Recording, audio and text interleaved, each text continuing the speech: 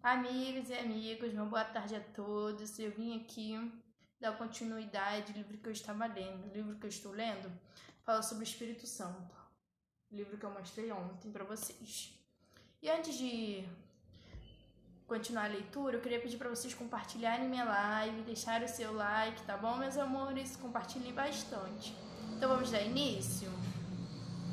Mesmo sem uma indústria naval estruturada, barcos de até 16 toneladas eram fabricados em estaleiros primitivos, na metade do século XIX. O café já era o produto mais exportado. Um dos fatos mais marcantes da história do Espírito Santo e de seus portos aconteceu em janeiro de 1860. Foi a chegada de Dom Pedro II no Cais do Imperador, construído especialmente para a ocasião. A capitania dos portos foi instalada em 1865 e a escola de aprendizes marinheiros em 1870. Em 1870 foi construído o farol de Santa Luzia. Ele recebeu esse nome porque está situado em Rochedo, avistado pela primeira vez em 13 de dezembro, dia da Santa, de 1501. O farol trouxe mais segurança para os navios que chegam à Vitória. A partir da década de 1870, os portos capixabas teriam durante cerca de 20 anos um intenso movimento de imigrantes, em sua maioria italianos. Entre os anos de 1870 e 1880, empresas de navegação assinaram contratos com o governo da província para explorar o tráfego fluvial nas principais bacias. O grande mérito desse trabalho foi levar para os portos marítimos a produção de café, que se intensificou após a chegada dos imigrantes. Escravos libertos ou fugidos que perambulavam nas regiões portuárias eram contratados para os serviços de carga e descarga. A diversificação crescente das cargas ampliava o leque de tarefas, o que mais tarde daria origem a diversos sindicatos. Com o passar do tempo, foi se firmando cada vez mais a vocação do Espírito Santo como entreposto comercial, com a exportação e importação de produtos os mais variados. Atualmente, o estado capixaba possui o maior complexo portuário da América Latina, no qual são movimentadas mercadorias que representam praticamente a metade da sua arrecadação. O Porto de Vitória, administrado pela Companhia Docas do Espírito Santo, Codesa, compreende vários terminais, Companhia Portuária de Vila Velha e Terminal de Vila Velha, Codesa e flexíveis. O terminal de Vila Velha é o único no estado especializado em continente. É um dos mais produtivos do Brasil. É operado pela Vale por meio da Login Internacional e Logística. A Companhia Portuária de Vila Velha, do grupo Coimex, também tem grande movimentação, atento às operações de exploração e produtos de petróleo no estado. Maior exportador de minério e pelotas de ferro do mundo, o Porto de Tubarão é administrado pela Vale e também movimenta grãos e combustíveis, entre outros produtos. O complexo portuário aumenta 50% das exportações brasileiras de produtos siderúrgicos. É construído pelo Terminal de Produtos Siderúrgicos. É operado pelo consórcio ArcelorMittal Tubarão, Usinas e Gerdau Aguminas. Nesse local também funciona um terminal por onde chega o carvão importado que alimenta as usinas siderúrgicas, localizado no município de Aracruz. O Portocel é o maior porto brasileiro para embarcar por embarque de celulose, com capacidade anual para 7,5 milhões de toneladas. Responde por 60% das exportações de celulose em todo o Brasil. Atende empresas como Fibria, Beracel, Suzano e Senibra. Grandes projetos. Em 1966, a transferência da mineradora Vale, antiga companhia Vale do Rio Doce, para o Espírito Santo foi um marco na história do estado. O Porto de Tubarão foi interligado à entrada do ferro Vitória a Minas e ao chamado Complexo do Tubarão, reunido às operações de ferrovia, pelotização de minério de ferro e porto. Se tornou um forte atrativo de indústrias para o Espírito Santo. Também estimulou a ampliação das demandas por serviços especializados, com logísticas de transporte rodoviário e portuário. O Complexo de Tubarão, com suas 8 usinas de pelotização no minério de ferro, recebeu em torno de 1.100 navios de grande porte por ano. Na mesma época, foi implantada a Aracruz Celulose, atual Fibria, maior produtora mundial de celulose de eucalipto, com capacidade para produzir 5,3 milhões de toneladas anuais.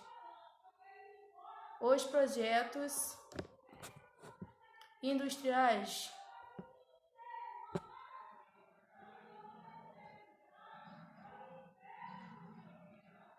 com a Companhia Siderúrgica de Tubarão, hoje ArcelorMittal Tubarão.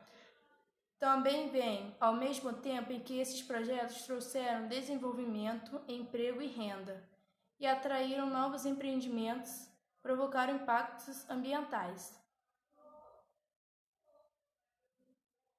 Expansão industrial. Em 1967, quando jorrou petróleo pela primeira vez em terras capixabas, principalmente após a década de 1990, quando foram descobertas as primeiras jazidas de óleo e gás no mar, começou uma nova fase na história do Espírito Santo. Sua exploração a partir de 2010 trouxe ainda mais perspectivas para o setor, atraindo novos investimentos e gerando royalties. Outro marco na história capixaba foi a rápida modernização da indústria extravista de mármore e granito. Hoje, o Espírito Santo firma-se como o principal produtor e o maior processador e exportador de rochas ornamentais do Brasil.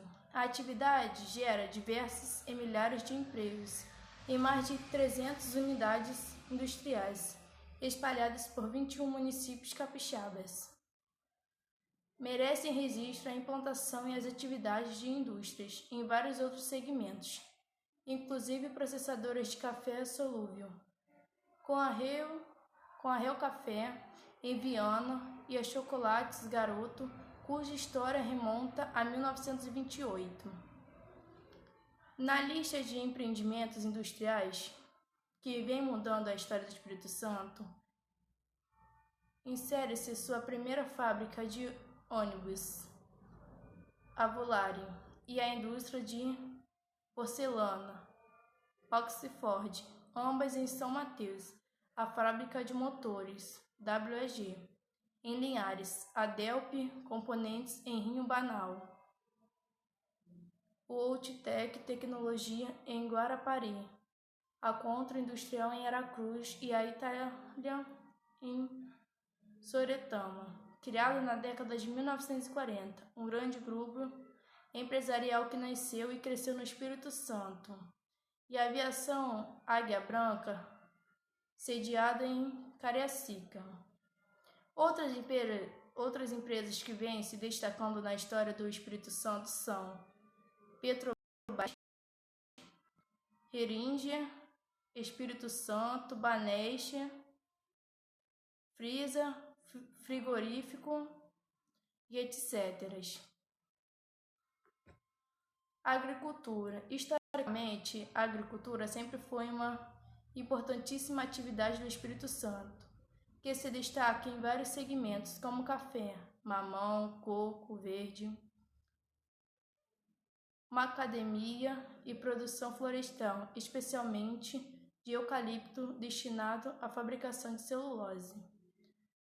A cafeicultura responde por 43% da população agrícola capixaba, gerando aproximadamente 400 mil empregos. A produção média anual chega a 12,5 milhões de sacas.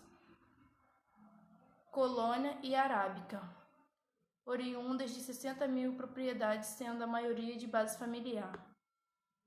Inovação. Após a onda da industrialização responsável pelo crescimento do PIB capixaba acima da média nacional, o Espírito Santo deverá caminhar no sentido de diversificação e da inovação. Então, sendo construídos parques tecnológicos em Vitória e Cariacica para proporcionar a incubação de novas empresas, as chamadas startups, laboratórios e outros equipamentos na área tecnológica. O novo Aeroporto Internacional de Vitória é um marco na melhoria e ampliação do complexo logístico do Espírito Santo. Os municípios de Linhares, Guarapari e São Mateus dispõem de aeroportos regionais. Também estão em andamento a duplicação da rodovia BR-101, a instalação do estaleiro Jurong em Aracruz e a construção de vários terminais portuários, especialmente o Porto Central em Presidente Kennedy. Comércio. A primeira atividade comercial se iniciou ainda no século XVI, quando agricultores e artesãos ofereciam seus produtos em feiras. Depois de algumas dessas feiras tornaram-se permanentes e se transformaram em mercados, dos quais o principal do Espírito Santo é o mercado da Vila Rubim. Nessa atividade não pode ser esquecido o importante papel de mascates, especialmente libaneses, que além de mercadorias a mais variadas levam para o interior informações dos centros urbanos, cartas e livros. Hoje o Espírito Santo dispõe de uma atualmente Federação do Comércio e uma ampla rede de estabelecimento. Na região metropolitana da capital, os principais centros de compras são os shoppings de Vitória, Norte, Sul e Centro da Praia, Mestre Álvaro, Serra, Praia da Costa, Vila Velha e Boulevard. Rede hoteleira.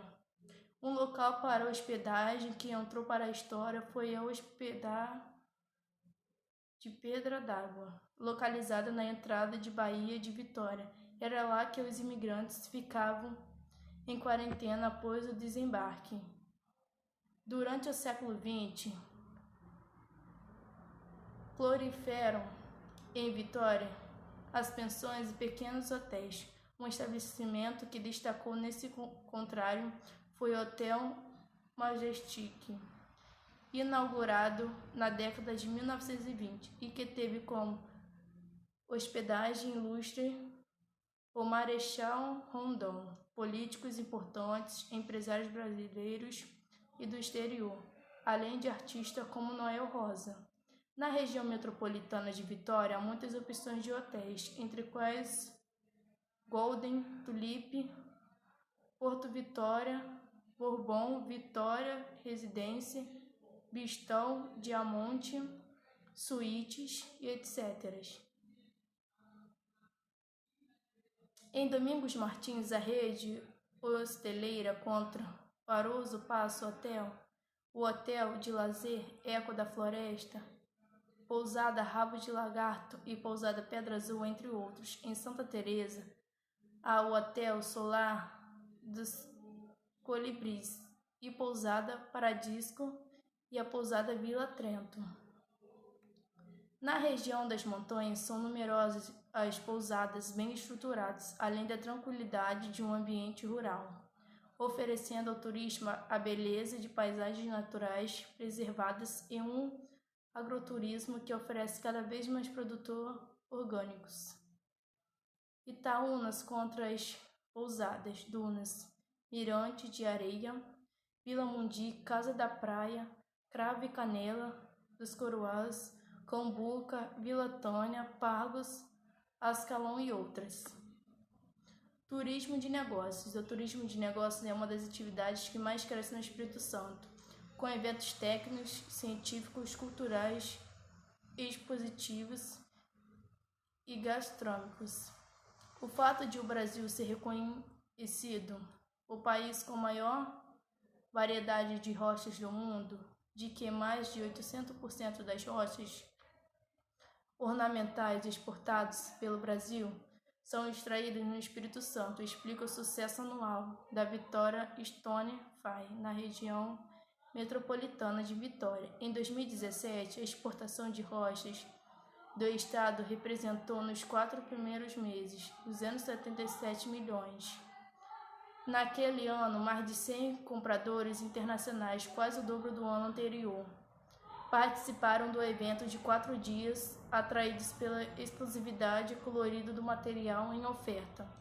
A estratégia de divulgação em feiras internacionais acaba trazendo sempre compradores de mais países, além dos já tradicionais em busca de novidades e oportunidades de negócios. Para a feira, convergem anualmente mais de 300 expositores de todos os continentes, gerando um ambiente em que são objeto de negócios os produtos, serviços, máquinas e equipamentos. Bom, gente, essa foi a leitura de hoje. Espero que vocês tenham gostado. Compartilhe muito, deixe o seu like. E é isso, meus amores. A leitura de hoje foi essa e até amanhã. Uma boa noite.